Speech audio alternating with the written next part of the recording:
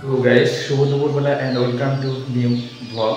আবারও গাইস নতুন করে ব্লগ শ্যুট করছি। অনেকদিন ব্লগ শ্যুট করেনি কারণ বাড়িতে আছি আর কাজের মধ্যে ছিলাম। তো যাই হোক আজকে দম ভুলে যাচ্ছি কারণ গোসল করে খাওয়া দাওয়া করে ঘুম পাচ্ছিলাম।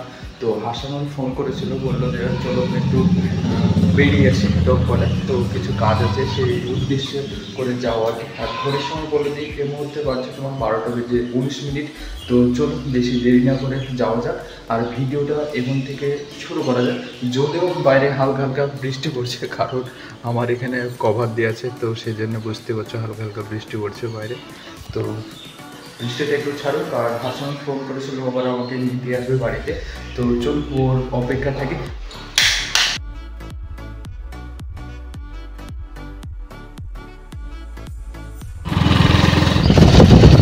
অসাধারণ লেভেলের মেঘ উঠেছে আকাশে। তো ফাইনালি গাইস আমরা উঠে পড়েছি এখন আমাদের মেন রোডে।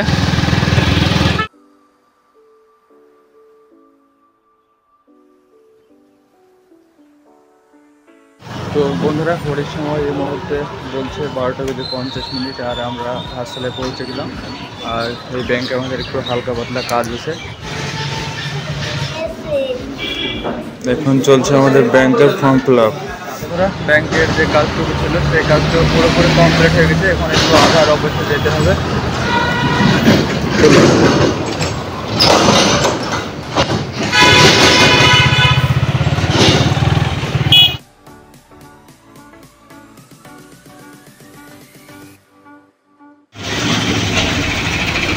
আমরা আছি এখন পুরোনো ভিডিও মোড়ে, আর বাইরে ওদিকে হালকা হালকা বৃষ্টি পড়ছে।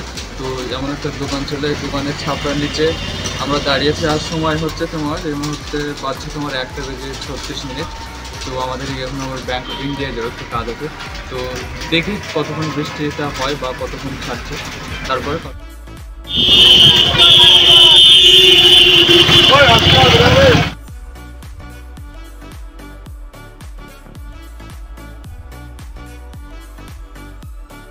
তো বন্ধুরা শুভ দুপুরবেলা।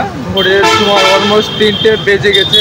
আর আমাদের যে সমস্ত কাজগুলো ছিল সেগুলো সম্পূর্ণ কমপ্লিট করে ফেলেছি। আর পাম্পে গাড়ির তেল ভরা হলো, আর এখান থেকে আমরা তুলব ভিডিওর থাম্বনেল এবং কিছু ফটোশ্যুট করব।